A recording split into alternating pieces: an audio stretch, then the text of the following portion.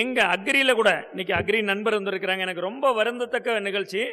இன்றைக்கி நம்ம விவசாய பல்கலைக்கழகத்தில் கூட இன்றைக்கி நம்ம விதை எல்லாமே கெமிக்கலி ட்ரீட் பண்ணி தான் கொடுக்குறாங்க. நான் அடுத்த முறை காமிக்கும்போது காமிக்கிறேன் விதைகளை எப்படி செலக்ட் பண்ணும்போது. எல்லா விதைகளுமே நீங்கள் விதைகளை வாங்கி பார்த்தீங்கன்னா தெரியும், விதைகள் மேலே ஒரு கெமிக்கலி ட்ரீட் பண்ணியிருப்பாங்க. அந்த கவர்லேயே போட்டிருப்பான், இது பாய்சன், இதை எக்ஸ்ட்ராக்ட் பண்ணக்கூடாது எண்ணெய் எடுக்கிறதுக்கு, அல்லது வாயில் போட்டுறது இங்கே விஷம்னு போட்டிருக்கான். சரிங்களா? அப்போ விஷமான விதையை நிலத்தில் விதைச்சா என்ன ஆகும்? மறுபடியும் விஷம் தான் வரும்.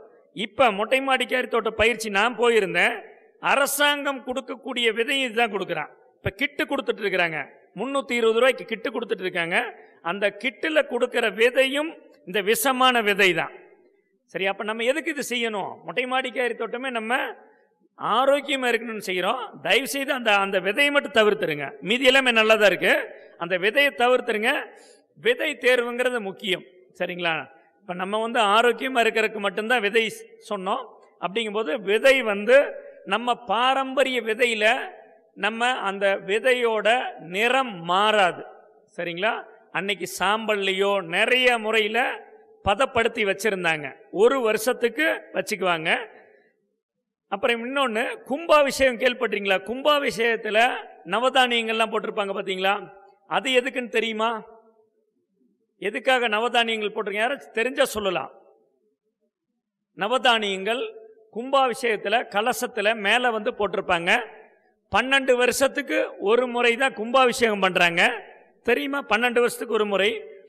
இப்போ அதில் நவதானியங்கள் போட்டிருக்கிறதுக்கான மூல காரணம், சரிங்களா, சென்னையில் சமீபத்தில் புயல் வெள்ளம் என்னாச்சு?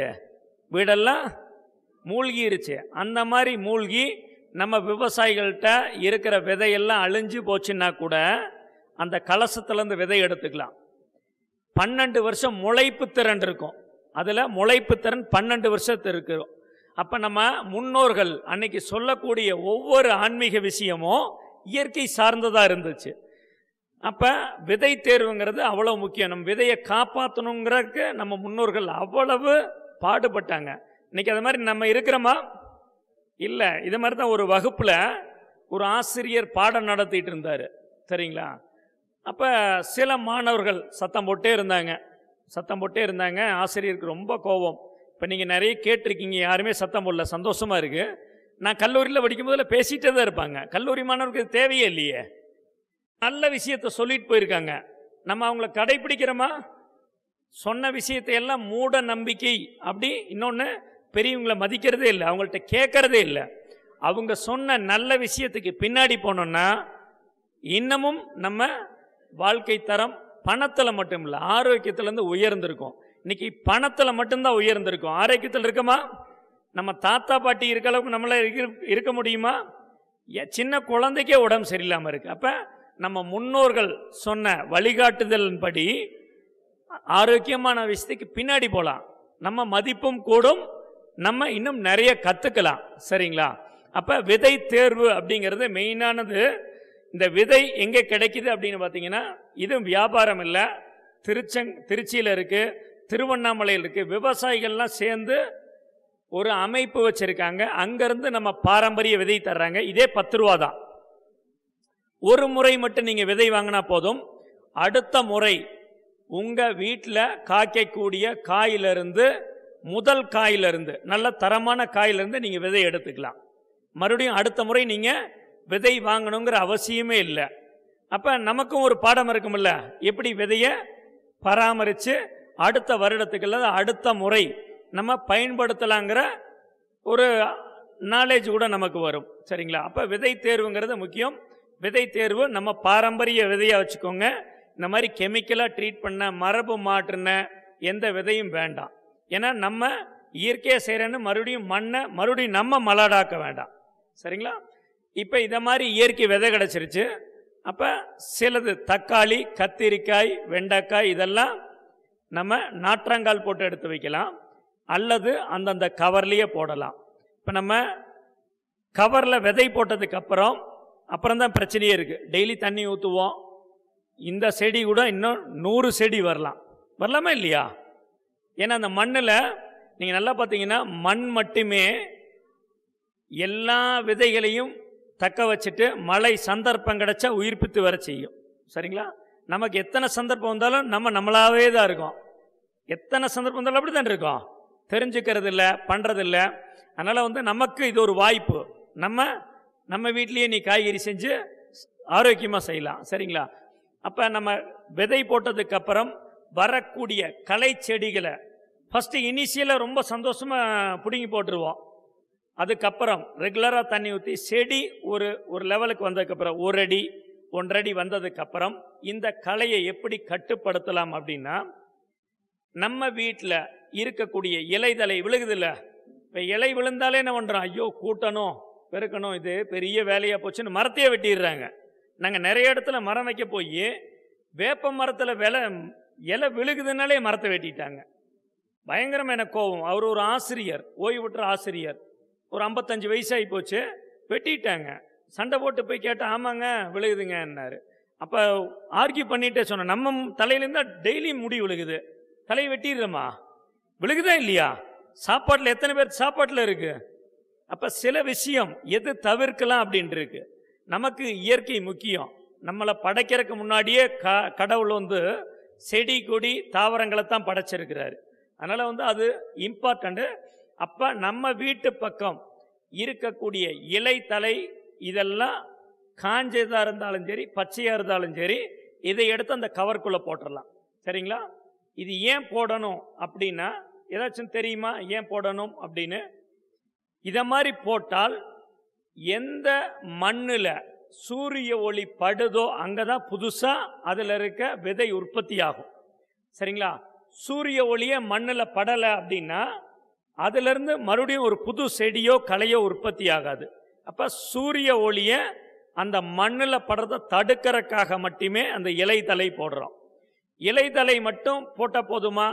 மாடியில் ஒரு காற்றடிச்சா என்னாகும்? மறுபடியும் மாடியெல்லாம் குப்பையாயிரும். மாடியில் செடி போடுறேன்னு சொல்லி போட்டு மாடியெல்லாம் குப்பையாக்கி மறுபடியும் வீட்டில் திட்டு வாங்குவோம். அப்படி தான் இருக்கும். அதனால் இதை தவிர்க்கறதுக்கு என்ன பண்ணலாம் அப்படின்னா, இன்னைக்கு இளநீர் ரெகுலராக சாப்பிட்றோமா? சாப்பிட்ருக்கோம், நிறைய பேர் சாப்பிட்றாங்க. ஏன்னா இயற்கையாக கிடைக்கிறதுக்கு என்றைக்குமே வேல்யூ இல்லை, அது ரோட்டில் தான் போட்டு விற்பாங்க. சரிங்களா? நம்ம சாப்பிடாட்டியும் பரவாயில்ல, அந்த மட்டை வேஸ்ட்டாக தான் கிடக்கும். அந்த மட்டையை நம்ம எடுத்துட்டு அதை 2ஆக தான் வெட்டியிருப்பாங்க. சின்ன சின்ன கேக் பீஸ் மாதிரி வெட்டிக்கலாம், வெட்டி அது மேலே அடுக்கிக்கலாம். பச்சையாக இருந்தாலும் பிரச்சனை இல்லை, ஈரமாக இருந்தாலும் பிரச்சனை இல்லை, அப்படியே அடிக்கலாம். இது ஒரு காரணம் என்னென்னா, அந்த குப்பை மேலே பறக்காமல் இருக்கிறதுக்காகவும், இன்னொன்று சூரிய ஒளி அந்த கவரில் பட்டுச்சுன்னா ஃபஸ்ட்டு அந்த தென்னை மட்டை மேலே தான் படும். தென்னை மட்டை மேலே படும்போது அந்த தென்னை மட்டை மட்டுமே அதில் இருக்க நீரை ஆவியாக்கும் அல்லது காஞ்சி போகும். கீழே இருக்கிற இலைதலை அப்படியே தான் இருக்கும், உள்ளுக்குள்ளே ஊற்றிருக்க தண்ணி எதுவுமாகாது. அப்போ நம்ம தண்ணி மொட்டை மாடினாலே பெரிய 2 விஷயம்தான், தண்ணி ஊற்றுறது இந்த களை பிடுங்கிறது. இது 2 நாளைக்கு தான் நிறைய பேர் விட்டுருப்பாங்க. இதை மாதிரி பண்ணினீங்கன்னா நீங்கள் 2 நாளைக்கு ஒரு முறை தண்ணி ஊற்றலாம். டெய்லி ஊற்றணுங்கிற அவசியமே இல்லை. இந்த மாதிரி மூடாக்குன்னு சொல்லுவாங்க இது. இன்னொன்று இயற்கையாகவே பார்த்தீங்கன்னா, மரம் இருக்குல்ல, மரம் இலை எதுக்கு உதிர்க்குது தெரியுமா? இலை உதிர்த்து நீங்கள் வெப்பமான காலத்துலேயும் பனி காலத்துலேயும் சில மரங்கள் ஒவ்வொன்றும் ஒவ்வொரு பருவத்தில் உதிர்க்கும்.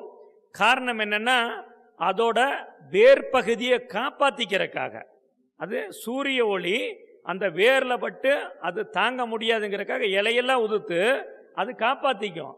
ஆனால் நம்ம என்ன பண்ணுறோம், உடனே சீமரம் எடுத்துகிட்டு போய் கூட்டி தீ வச்சு கொளுத்திடுறோம். அது மாதிரி வேண்டாம். அது அந்த மரம் இருக்கக்கூடிய பரப்பளவுக்கு அது வேர் இருக்கும். அதனால் அது வேரை காப்பாற்றிக்கிறதுக்கு தான் இருக்குது. அதனால் நம்ம இந்த செடியை காப்பாற்றிக்கிறோம் அந்த இலையை போட்டு.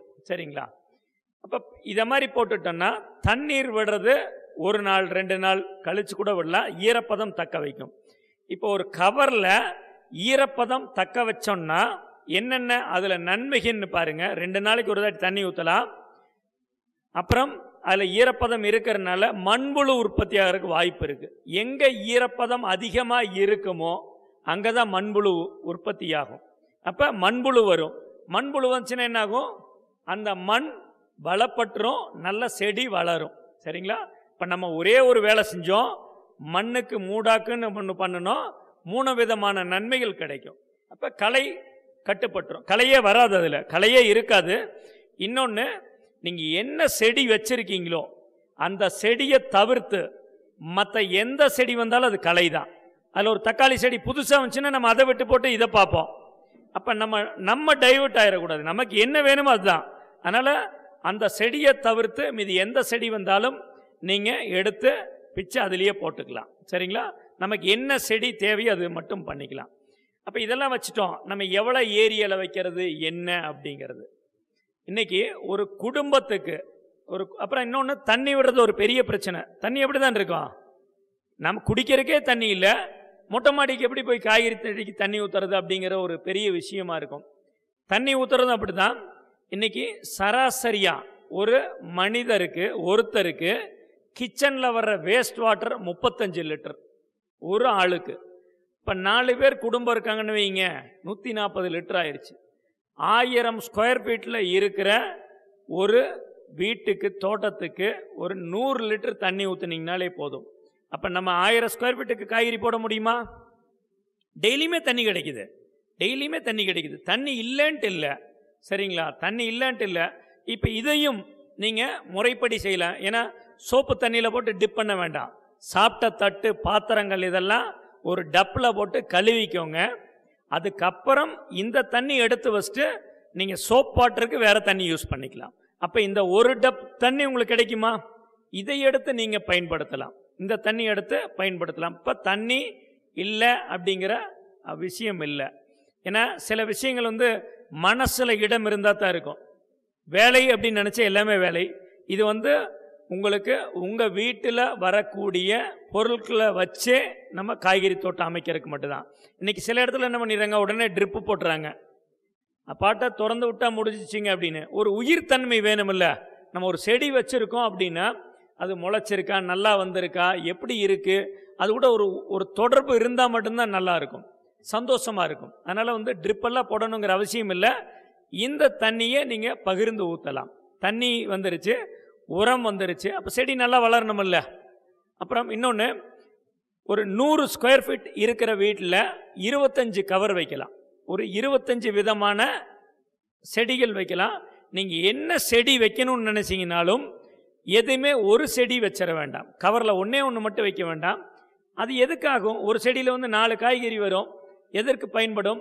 அதனால் நம்ம ஒரு குடும்பத்துக்கு தேவை அப்படின்னா ஒரு 3லேருந்து 5 கவர் ஒரே காய்கறி வைக்கலாம். சரிங்களா? ஒரே காய்கறியை ஒரு 3லேருந்து 5 கவர் வச்சிங்கன்னா நம்ம குடும்ப தேவை போதுமானதாக இருக்கும். அப்போ 25 கவர் வைக்கலான்னா நீங்கள் தாராளமாக 5 வெரைட்டி 6 வெரைட்டி வைக்கலாம். இன்னொன்று, மொட்டை மாடியில் காய்கறி செடி தான் போடணுமா அப்படிங்கிறதுல ஒன்றுமே இல்லை. கொடி வகை போடலாம், மரம் போடலாம். நான்லாம் பார்த்தீங்கன்னா எங்கள் வீட்டில் கொய்யா மரம் வச்சுருக்கேன், அகத்தி வச்சுருக்கேன், முருங்கை மரம் வச்சுருக்கேன். முருங்கை மரம்ல இப்போ ஒரு 3 காய் விட்டுருக்கு. மொட்டை மாடியில் தான் வச்சுருக்கோம். நான் 7 வருடமாக நான் பயன்படுத்திட்டு தான் இருக்கேன், மொட்டை மாடி பயன்படுத்திட்டு இருக்கேன். இப்போ கொஞ்சம் பராமரிக்க முடியல, இது மாதிரி வெளியிலேயே போயிட்டு இருக்கனால பராமரிக்க முடியல. மனைவியை ஒரு லிமிட்டுக்கு மேலே சொல்ல முடியாது, வெளியில் விடுறதே பெரிய விஷயம். இதில் அவங்கள இதை செய்யுங்கன்னா செய்ய மாட்டாங்க. இப்போ செஞ்சிட்டு இருக்கிறாங்க, ஓரளவுக்கு செய்கிறாங்க. அதனால் மரமும் வைக்கலாம், கொடியும் வைக்கலாம், எல்லா விதமான காய்கறி வைக்கலாம். நமக்கு என்ன காய்கறி தேவையோ அதை பயன்படுத்திக்கலாம். இந்த காய்கறியில் நமக்கு பிடித்தமான காய்கறி கூட வச்சுக்கலாம். சரிங்களா? இதில் இதுதான் வைக்கணுங்கிறது இல்லை. கிழங்கு வகையும் வைக்கலாம், காலிஃப்ளவர் வைக்கலாம், முட்டைக்கோஸ் வைக்கலாம், அப்புறம் பீட்ரூட்டு எல்லாமே வைக்கலாம், எல்லாமே வைக்கலாம். அதுக்கான கவர் மட்டும் அளவு வேறுபடும். இப்போ நீங்கள் முள்ளங்கி வைக்கணும் அப்படின்னீங்கன்னா 1 அடி கவரில் வைக்க முடியாது, அதுக்கான கவர் வேறுபடும். கொஞ்சம் பெரிய கவராக வச்சு வைக்கலாம்.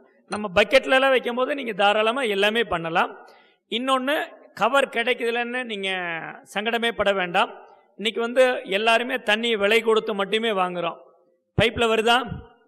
பைப்பில் வந்தாலும் அதில் என்ன அசுத்தம் இருக்குது, இதனால தான் நோய் வருது, என் குழந்தைக்கு இது கொடுக்க மாட்டோம் அப்படின்னு தான் கொடுக்குறோம்.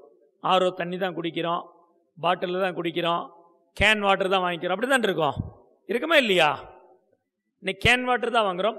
இந்த கேன் வாட்டரும் நீங்கள் உங்களுக்கு கிடைக்கக்கூடிய கேன் வாட்டர் டேமேஜான கேன் வாட்டர் வாங்கிக்கலாம். சரிங்களா? அந்த உடஞ்ச கேனை 20 ரூபாய்க்கு கொடுக்குறாங்க, 15 ரூபாய்க்கு கொடுக்குறாங்க, அதை கூட பயன்படுத்தலாம். அப்போ அதிகப்படியான மண் அதில் போட முடியும். அதில் நீங்கள் அந்த மாதிரி கேன் வச்சுருந்தீங்கன்னா அதில் மரமே வைக்கலாம். முருங்கை மரம், அகத்தி மரம்லாம் அந்த 20 லிட்டர் கேன்லேயே வைக்கலாம். அப்போ அந்த கேனையும் நம்ம பயன்படுத்திக்கலாம். சரிங்களா? அப்போ உங்களுக்கு இதை மாதிரி கேனில் வச்சுட்டோம், செடி வச்சுருக்கோம், வந்துருச்சு, பெருசாயிருச்சு. செடி ஒரு லிமிட்டுக்கு மேலே வந்ததுக்கப்புறமே நிறைய பேர்த்துக்கு ஒரு பெரிய பிரச்சனைனா பூச்சி தாக்குதல். செடி வந்தோன்னே பார்த்திங்கன்னா நிறைய பூச்சி வந்துடும். ஏன்னா நம்ம வேறு ஆர்கானிக்காக செய்யணுன்னு இருக்கிறோம். பூச்சிக்கு சந்தோஷமாக இருக்கும். கெமிக்கல் போட்டால் தானே, ரசாயனம் போட்டால் தான் ஓடிடும். நம்ம அதெல்லாம் போடுறது இல்லையே. அப்போ மற்ற வீட்டை விட நம்ம வீட்டில் நிறைய வர ஆரம்பிச்சு. வருமா இல்லையா? நம்ம இன்றைக்கி இருக்க எல்லா வீட்லேயும் பப்பாளி மரமாகட்டும் அல்லது செம்பருத்தி செடியாகட்டும் உடனே ஒரு பூச்சி வந்துடும். பார்த்துறீங்களா? ஒரு வெள்ளை கலரில் பூச்சி இருக்கும். அது எல்லா இடத்துலையும் இருக்கும். சரிங்களா? நம்ம இப்போ செடி வச்சோன்னு நம்ம செடிக்கு என்ன வரும்? உடனே அந்த பூச்சி தான் வரும். ஏன்னா அவருக்கு நல்ல உணவு கிடைக்கணுமில்ல, தரமான உணவு வேணும்.